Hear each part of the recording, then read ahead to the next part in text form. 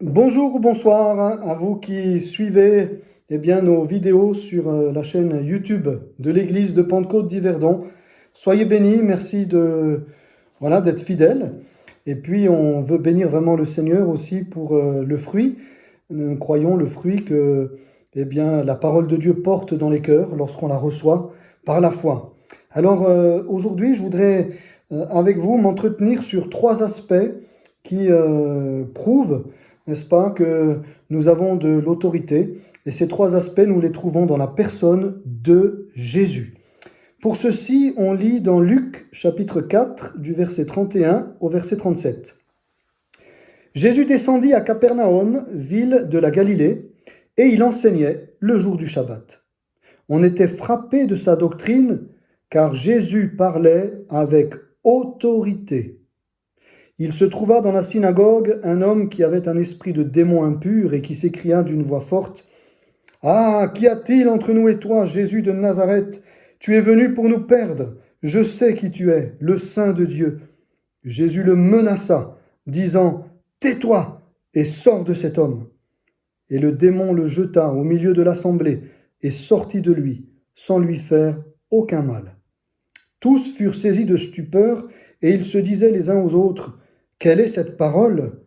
Il commande avec autorité et puissance aux esprits impurs, et ils sortent. » Et la renommée de Jésus se répandit dans tous les lieux d'alentour. Amen.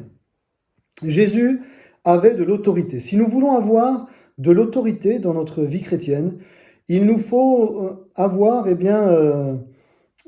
développer en nous ces trois aspects, n'est-ce pas ? Premier aspect, c'est la soumission. Deuxième aspect, c'est vraiment une vie de prière. Et troisième aspect, c'est une foi, mais très forte, dans la parole de Dieu. Premier aspect, donc je disais, pourquoi ici Jésus, on dit de lui qu'il a de l'autorité quand il parle, hein, parce que l'autorité se dégage de lui. L'autorité ne se mesure pas au décibel, hein, à l'intensité de la voix. L'autorité se mesure au résultat, n'est-ce pas, déjà, qui sont les nôtres lorsque nous prions, lorsque nous exerçons cette autorité. Et puis l'autorité aussi se mesure à la qualité de la personne, à ce qu'elle est, ce qu'elle représente, pas juste ce qu'elle fait, mais qui elle est. Qui est vraiment cette personne ? Cette personne, par elle-même, inspire l'autorité. Hein. Alors, oui, Jésus inspirait l'autorité. Pourquoi ? Parce qu'il vivait dans la soumission à son Père. Et ça se dégageait de sa personne. Ça se voyait. Jésus était soumis à son Père. Alors son Père lui donnait autorité. Jean chapitre 5, verset 19. Jésus reprit donc la parole et leur dit : « En vérité, je vous le dis, le Fils ne peut rien faire de lui-même. Il ne fait que ce qu'il voit faire au Père. Et tout ce que le Père fait, le Fils aussi le fait pareillement. » Voilà. Donc, il ne peut rien faire de lui-même, il ne fait que ce qu'il voit faire au Père, et tout ce que le Père fait, le Fils aussi le fait pareillement. Il ne fait rien de lui-même. Donc il travaille avec le Père, en soumission avec le Père, en collaboration avec le Père. Pourquoi nous n'avons pas d'autorité parfois ? Parce que nous ne sommes pas dans cette soumission. Eh oui, parce que l'autorité ne vient pas de nous-mêmes. Jésus lui-même a dit : il ne peut rien faire de lui-même quand il a accepté, n'est-ce pas ?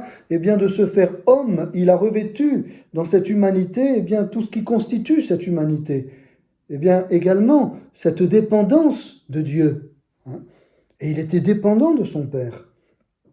Et donc, il a vraiment dit lui-même, en tant que Messie, en tant que Fils de Dieu, mais Fils de l'homme, je ne peux rien faire de moi-même, mais je ne fais que ce que je vois faire au Père.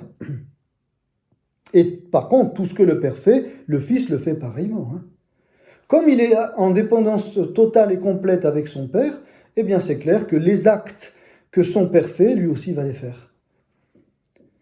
Donc, cette dépendance de Dieu, elle se lisait dans le caractère de Jésus.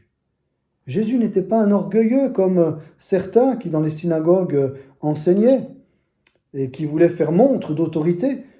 Mais finalement, ça ne ça n'interpellait, puis ça n'étonnait personne, cette autorité-là n'interpellait personne, puisque la preuve, les démons restaient chez les personnes, ils avaient beau connaître la Torah, ils avaient beau parler fort, les démons ne sortaient pas, les démons ne les craignaient pas, parce qu'ils n'étaient pas soumis au Père. Pourquoi? Parce que s'ils avaient été soumis au Père, ils auraient reconnu que Jésus venait du Père.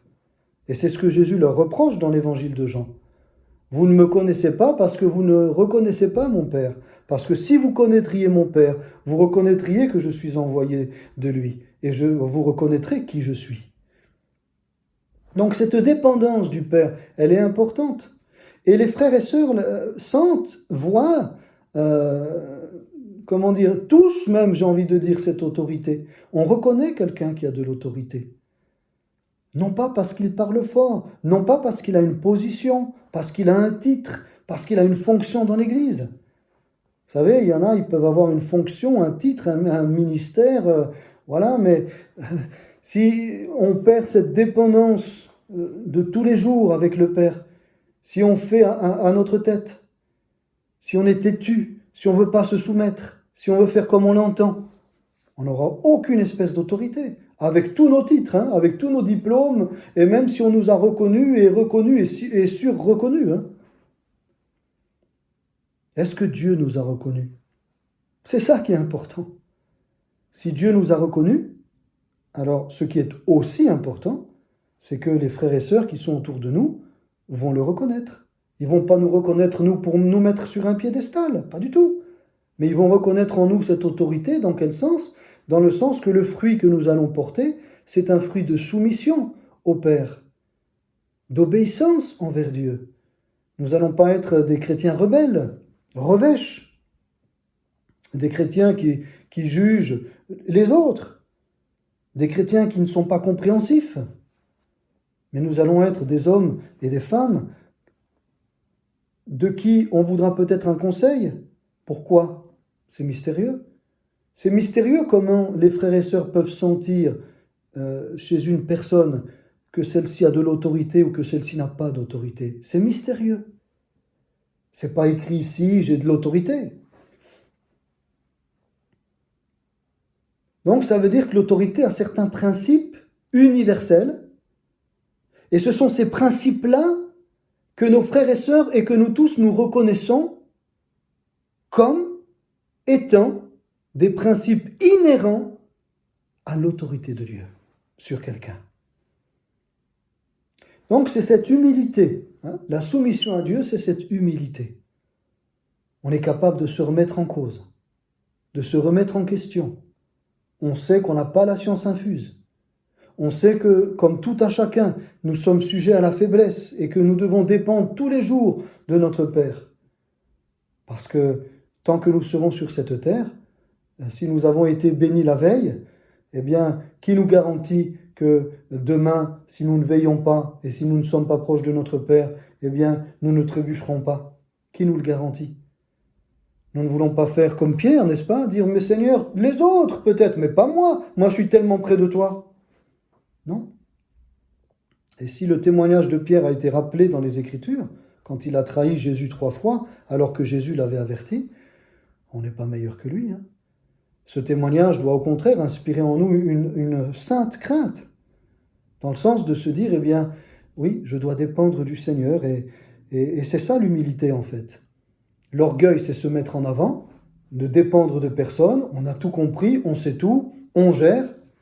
L'humilité, c'est de dire, sans le Seigneur, je ne gère pas. Jésus a dit, le Fils ne peut rien faire de lui-même. Jésus, frères et sœurs. Il ne fait que ce qu'il voit faire au Père. On ne peut rien faire de nous-mêmes. Jésus l'a dit d'ailleurs, sans moi, vous ne pouvez rien faire. Alors dépendons du Seigneur. Comment? En étant proche de lui, c'est sûr, mais surtout en nous soumettant à sa parole. Quand il nous dit quelque chose, obéissons. Suivons les instructions de son esprit, ne soyons pas rebelles. Et alors, les frères et sœurs, ou même ceux qui ne sont pas encore au Seigneur, reconnaîtront en nous qu'il y a une autorité, que notre parole a de l'autorité, que ce que nous faisons pour Dieu a de l'autorité, que s'il y a un problème quelconque, on peut demander, effectivement, on peut nous demander de prier, parce que nous avons de l'autorité sur l'ennemi. Dieu nous a donné une autorité. Et alors ça, on en a besoin. C'est vrai que quand dans la vie de tous les jours, vous voyez, des personnes ont eu affaire avec des brigands, eh bien à qui ils vont s'adresser? À la police. Ils vont téléphoner à la police. S'ils sont agressés, ils vont téléphoner à l'autorité. Ils savent que eux sont habilités pour intervenir. Ils ont l'autorité pour prendre position par rapport à des malfaiteurs ou des voleurs. Eh bien, nous avons entre guillemets, le plus grand des policiers. Et nous pouvons donc appeler le Seigneur, bien sûr, mais le Seigneur a aussi donné eh bien, de l'autorité hein, à des frères et sœurs, à ses enfants, pour que ceux-ci puissent prier et prendre position sur l'ennemi. Cette autorité-là, nous en avons besoin dans l'Église. Voilà, pas besoin de parler fort. Parfois, oui, hein, Jésus parlait fort. Parfois, avec les mauvais esprits, il les menaçait, il les grondait. Hein, il les chassait comme là. Hein, il menaça l'esprit impur d'une voix forte. Hein, voilà, et lui a dit « Tais-toi et sors de cet homme ». Et le démon le jette au milieu de l'assemblée et puis il sort de cet homme sans lui faire aucun mal. Ça, c'est l'autorité. La parole de Dieu, pas simplement sur nos lèvres, la parole de Dieu dans notre cœur et puis sur nos lèvres qui a autorité. Deuxièmement, Jésus avait autorité parce qu'il prenait beaucoup de temps pour prier son Père. Luc 5, verset 16, Jésus, lui, se retirait dans les déserts et priait. Jésus se retirait dans les déserts et priait. Deuxièmement, pour avoir autorité, il nous faut prendre du temps dans la prière. Sans prière, je me souviens de ce témoignage d'Oswald Smith, hein, c'est un homme de Dieu américain, qui a écrit des livres sur le réveil. Et notamment, il disait que ce qui donne de la puissance à des hommes et des femmes de réveil, c'est la prière. Et que sans la prière, on ne peut pas avoir de puissance. Et Oswald Smith a participé à des réveils. Hein, et il relate dans un de ses livres eh bien, les expériences qu'il a connues et puis qui ont été rapportées au niveau historique dans des réveils en ex-URSS, hein, en Russie, des réveils aux États-Unis et un peu partout. Et à chaque fois, il y a cette constante. Hein, eh bien, pour avoir autorité sur l'ennemi, pour avoir autorité sur la chair, pour avoir autorité sur nous-mêmes, il nous faut prendre du temps dans la prière. Jésus se retirait dans les déserts et priait, priait, priait, priait. Là aussi, c'est mystérieux, parce que comment le fait de parler à Dieu peut nous donner de l'autorité sur l'ennemi? Hein, c'est mystérieux, les choses de Dieu. Nous sommes la même personne. Avant la prière et après la prière, pardon, nous sommes la même personne. Notre barbe n'est pas devenue blanche, nos cheveux ne sont pas devenus blancs, notre visage ne s'est pas mis à rayonner, quoique hein, on rayonne de la présence du Seigneur après avoir prié, bien sûr. Mais j'entends, il n'y a aucune manifestation physique. Tous les jours, ça peut arriver exceptionnellement, comme pour Moïse, mais ce n'est pas tout le temps. On n'a pas une manifestation, une lumière physique qui montre voilà, qu'on revient de la prière, on n'a pas une marque physique sur nous qui indique qu'après la prière, vraiment, il y a la puissance, l'autorité de Dieu sur nous. Non, c'est mystérieux. Mais le fait de parler avec ton Père, le fait de parler avec notre Père Céleste, le fait de nous entretenir avec lui, comme Jésus le faisait, ça nous donne une autorité. Dialoguer avec Dieu nous donne une autorité. Quelqu'un qui dialogue avec Dieu, lorsqu'ensuite il va s'adresser à l'ennemi, l'ennemi il sait à qui il a affaire. Il a affaire à quelqu'un qui dialogue avec Dieu. Mais quelqu'un qui ne dialogue pas avec Dieu et ensuite il s'adresse à l'ennemi, l'ennemi va lui dire « Mais qui tu es toi? Tu n'as aucune autorité sur moi. » Mais celui qui dialogue avec Dieu, et donc dans le dialogue avec Dieu on confesse nos péchés, dans notre marche quotidienne on laisse le Saint-Esprit nous convaincre, n'est-ce pas, de nos manquements et on permet au sang de Jésus de nous purifier, de nous laver de toute faute, de toute iniquité. Et on veut maintenir nos robes blanches, nos robes propres, tous les jours. C'est cela qui nous donne de l'autorité. Confesser ses péchés au Père nous donne de l'autorité. Garder sa vie propre devant Dieu nous donne de l'autorité face à l'ennemi. Quand on supporte aussi des souffrances pour le nom du Seigneur, on le fait par amour pour Dieu, ça nous donne de l'autorité. Mais comment sommes-nous capables de pouvoir affronter ces choses-là, de pouvoir surmonter des souffrances? Parce que nous passons du temps dans la prière. Et là, c'est comme on dit, on reconnaît le maçon au pied du mur. C'est sûr qu'il y a des épreuves, heureusement qu'on a pris du temps avec Dieu dans la prière. C'est grâce à ça qu'on a tenu le coup. Parce que vraiment, on était proche de Dieu dans ce dialogue, dans cette communication, dans ce partage, dans ces échanges du quotidien. Et du coup, dans les moments difficiles, on a pu compter sur lui. Et donc après, quand on parle à quelqu'un de la part du Seigneur, il y a de l'autorité. Et on ne s'en rend même pas compte. Mais les frères et sœurs s'en rendent compte, ceux qui nous entourent s'en rendent compte. Lui, quand il parle, elle, quand elle parle, il y a une autorité. Et ils s'imaginent, ils réfléchissent et ils se disent, ce frère et cette sœur doivent passer du temps dans la prière, ça c'est clair. Parce que Jésus ne pouvait rien faire de lui-même, il ne faisait que ce qu'il voyait faire au Père. Jésus priait dans les déserts. Mon frère, ma sœur, va, retire-toi dans ta chambre, va prier. Ça ne veut pas dire que tout ira bien. Non, non, non, non. Il y a parfois qu'on subit des défaites. Oui, ça nous arrive, on subit des défaites et on réalise combien on a encore plus besoin de dépendre du Père, combien on a encore plus besoin, je dirais même, de passer du temps dans la prière, de revenir dans le secret, dans les choses basiques, essentielles. Elle est là, dans la simplicité à l'égard de Christ. Elle est là, notre autorité. Jésus, bien que fils de Dieu, se retirait dans les déserts et priait. Et là, on dégage une autorité, même face aux puissances des ténèbres. Le fait que, comme disait Jésus, en parlant d'un démon bien particulier que certains disciples avaient essayé de chasser puis ils avaient échoué, et Jésus leur avait dit, cette sorte de démon ne sort que par la prière et par le jeûne. C'est-à-dire, il y a des démons qui résistent. Et si on ne passe pas du temps dans la prière et dans le jeûne, ces démons ne partiront pas, même si nous sommes enfants de Dieu, même si nous sommes baptisés dans le Saint-Esprit, même si hier nous avons eu des victoires sur l'ennemi. Rien ne nous garantit que nous en aurons demain. Nous devons prier et nous maintenir dans un esprit de prière et voire de jeûne, comme a dit Jésus. C'est cela qui nous donne autorité sur l'ennemi. Alléluia. Alors, prions. Et puis, la dernière chose, que je vois avec vous, il y aurait beaucoup à dire, la dernière chose que je veux voir avec vous également, c'est que pour avoir autorité, n'est-ce pas, sur l'ennemi, il nous faut être des hommes et des femmes de la parole. Parce que l'ennemi ne recule que devant la parole de Dieu. L'ennemi ne recule pas devant nos cris, l'ennemi ne recule pas, il n'est nullement impressionné devant nos simagrées parfois évangéliques, notre bruit, et pour ne pas dire notre brouhaha. L'ennemi n'est pas impressionné par nos instruments de musique, par nos cantiques, même par notre connaissance théologique, théorique.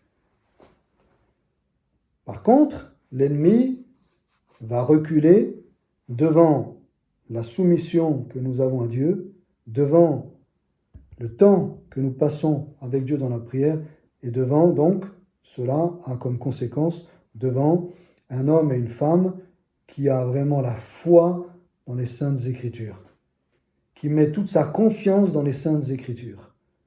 Devant un homme et une femme comme ça, l'ennemi va reculer. Jésus, c'est cela qu'il habitait.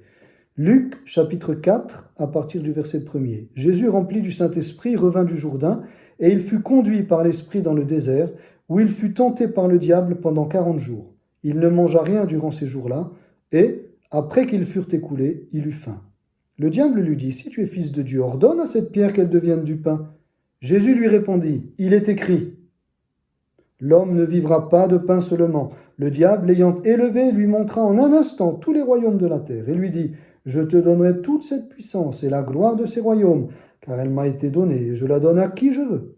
Si donc tu m'adores, elle sera toute à toi. » Jésus lui répondit, « Il est écrit, tu adoreras le Seigneur ton Dieu et tu le serviras lui seul. » Le diable le conduisit encore à Jérusalem, le plaça sur le haut du temple et lui dit, « Si tu es fils de Dieu, jette-toi d'ici en bas, car il est écrit, il donnera des ordres à ses anges à ton sujet, afin qu'ils te gardent, et ils te porteront sur les mains de peur que ton pied ne heurte contre une pierre. » Jésus lui répondit, « Il est dit, tu ne tenteras pas le Seigneur ton Dieu. » Après l'avoir tenté de toutes ces manières, le diable s'éloigna de Jésus jusqu'à un moment favorable.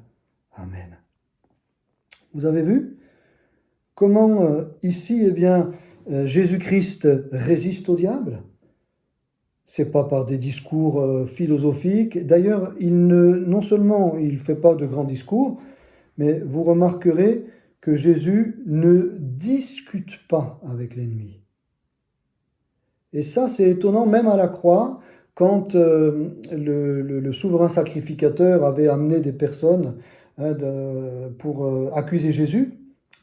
Plusieurs étaient là, et puis le souverain sacrificateur lui dit, « Mais ne vois-tu pas de combien de choses il t'accuse ? Pourquoi tu ne réponds rien ?» Et la Bible dit, Jésus garda le silence. Et puis ensuite, avec Ponce Pilate, la même chose. On l'accusait, puis Ponce Pilate lui dit, « Mais regarde, tous ceux qui t'accusent, ne réponds-tu rien ?» Et Jésus garda le silence, ce qui étonna beaucoup Pilate. Donc, que ce soit au travers des religieux qui avaient essayé de soulever des personnes, de remonter des personnes pour accuser Jésus, avec des fausses accusations, ou que ce soit devant Ponce Pilate, Jésus s'est tu même devant ses accusateurs. Et en fait, il avait la victoire. Il y a un temps pour parler, mais il y a des moments où il faut nous taire. Et parfois, quand on se tait, c'est là où on a de l'autorité. Il ne faut pas discuter avec le diable. Le diable, c'est un accusateur. Tu entends ?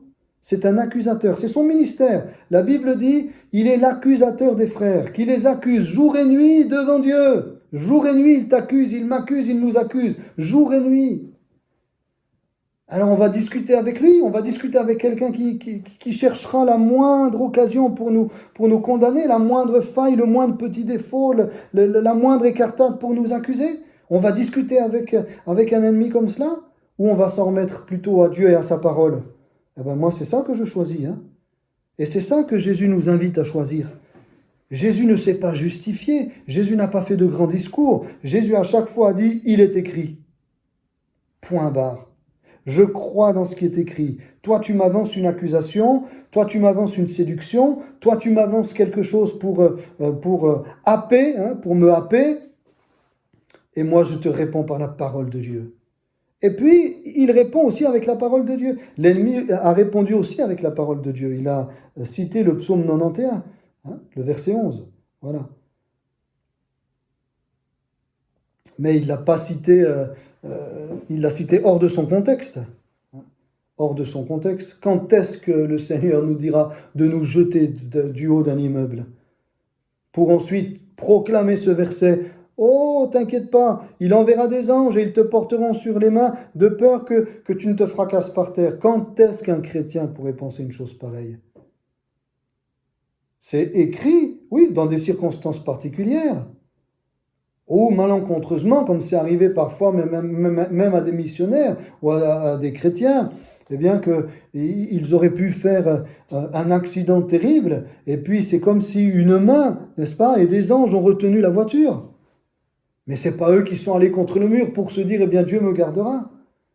Ou un chrétien qui a fait une chute et puis il est tombé et normalement tous ses membres auraient dû être fracassés et finalement il s'en est sorti avec une petite écorchure de rien du tout. Je me souviens de ce témoignage extraordinaire. Nous allions passer un week-end vraiment d'évangélisation. On avait fait venir un groupe. Donc, pour assurer un week-end d'évangélisation, donc au travers du témoignage, au travers des chants. Et puis là, je devais aller dans un endroit pour chercher ce groupe, quoi. J'en avais pas pour long.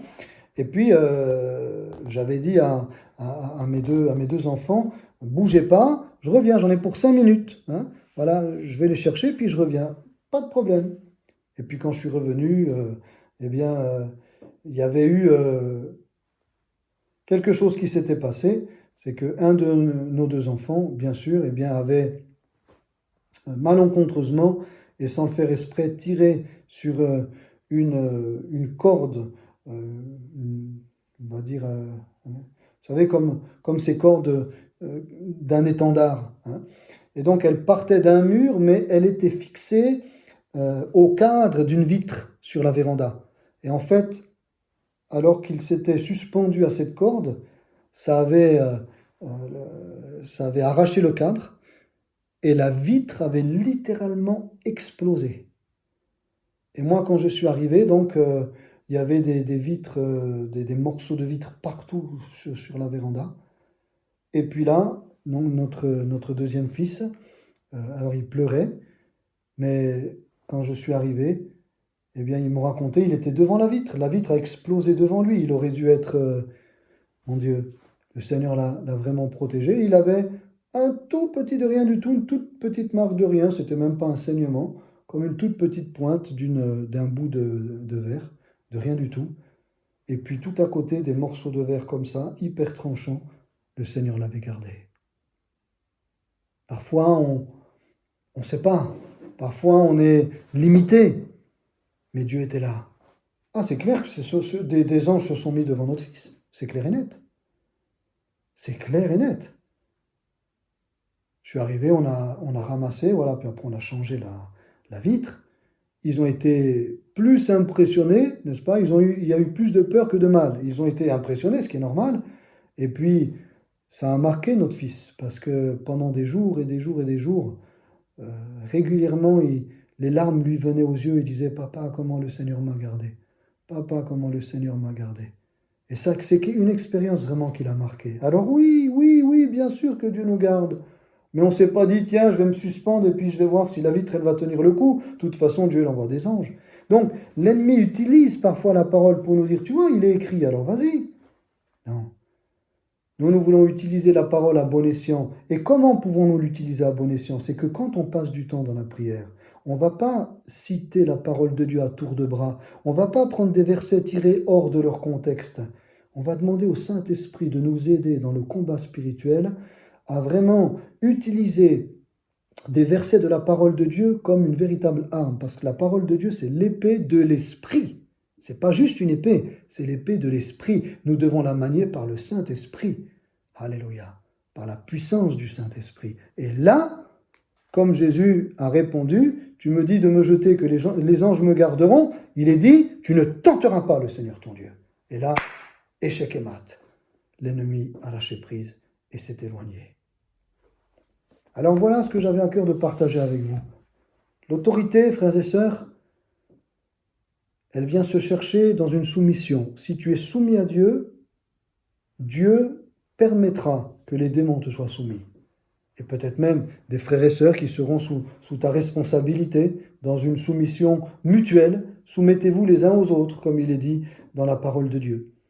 Parce qu'ils reconnaîtront en toi non pas une autorité charnelle, non pas une autorité qui est imposée, mais une autorité qui s'impose, j'ai envie de dire, par elle-même, par cette soumission que toi-même tu as à Dieu. Donc, si tu veux avoir autorité, il faut que tu apprennes à être soumis. Soumis, que nous apprenions, que j'apprenne toujours à être soumis à notre Dieu. Et puis aussi soumis, j'ai envie de dire, bien sûr, hein, aux autorités spirituelles, soumis aussi à nos parents, hein, soumis à nos responsables sur le travail.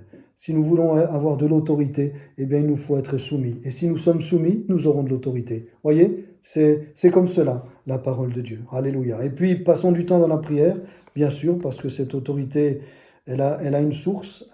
C'est en contact, en se branchant sur la présence du Saint-Esprit, en se branchant et en se connectant à Dieu, que cette autorité qui est de lui vient en nous. Alléluia. Et c'est pour cela qu'il nous faut prendre du temps pour prier, pour nous ressourcer et permettre vraiment à sa présence de nous habiter. Alléluia. Et puis enfin, mes frères et sœurs, vraiment, soyons des assidus de la parole de Dieu. Que la Bible soit vraiment notre livre de chevet, que la Bible soit vraiment notre passion. Alléluia. Parce que celui qui aime Jésus, il garde sa parole. Celui qui n'aime pas Jésus ne garde pas sa parole. C'est Jésus qui le dit. Donc si on aime Jésus, on aime sa parole. Et oui, on veut obéir à sa parole. Alors demandons au Seigneur de nous aider à lui être soumis, de nous aider à vraiment prendre du temps dans la prière tous les jours, de dépendre de lui, de venir chercher sa face. Et demandons au Seigneur de pouvoir utiliser sa parole face à l'ennemi, sa parole dans des situations où on ne sait plus quoi faire, de nous donner par le Saint-Esprit des versets qui viennent apaiser nos cœurs, qui viennent mettre un terme à l'oppression de l'ennemi, qui viennent rassurer nos cœurs, et qu'on puisse dire, comme Jésus le disait lui-même, Alléluia, Jésus disait lui-même, il est écrit, et le diable s'enfuira loin de nous. Soumettons-nous à Dieu, résistons au diable, et le diable fuira loin de nous, au nom de Jésus. Amen. Merci Seigneur pour ta victoire, merci pour ta patience à notre égard, merci pour ton amour, merci pour ton instruction, merci parce que tu nous accompagnes sur le chemin de la vie chrétienne. Et toi seul sais, c'est vrai Seigneur, les embûches, les pièges, les filets que l'ennemi nous tend, mais nous avons confiance en toi. Nous voulons nous soumettre à toi, nous voulons passer du temps avec toi, nous voulons obéir à ta parole. Seigneur, oh, nous voulons être des soumis à Dieu, oui, non pas en parole, mais en vérité. Oh oui, dans notre vie de tous les jours. Alors, en étant soumis à toi, eh bien, nous pourrons soumettre en ton nom les démons, nous pourrons soumettre en ton nom des situations, des problèmes, des maladies. Alléluia, nous pourrons les soumettre en ton nom. Gloire à Dieu, oui, loué sois-tu pour cette autorité que tu donnes à tes enfants. Et cette autorité qui ne vient pas de la force de la voix, mais cette autorité qui vient de notre soumission réciproque à toi et aux autorités que tu as placées aussi au-dessus de nous. Merci Seigneur, parce que ta parole fait autorité. Alléluia. Merci parce que ta présence, la présence de ton esprit fait autorité. Oh, que ta présence nous environne, que ta présence soit sur nous et que nous ayons ainsi cette autorité qui vient de toi, qui vient du trône, qui vient d'en haut, pour le salut de plusieurs, pour la bénédiction de nos frères et sœurs et pour le triomphe dans le combat spirituel. Merci Jésus, et à toi seul soit toute la gloire pour cette autorité que tu fais reposer sur nous. Amen, amen, amen. Amen. Soyez bénis, vous avez autorité au nom de Jésus. Utilisons-la en respectant ses principes, en nous nourrissant de sa présence, de sa parole et en étant proche de lui. Soyez bénis, bonne semaine, à la semaine prochaine, Dieu voulant. Shalom.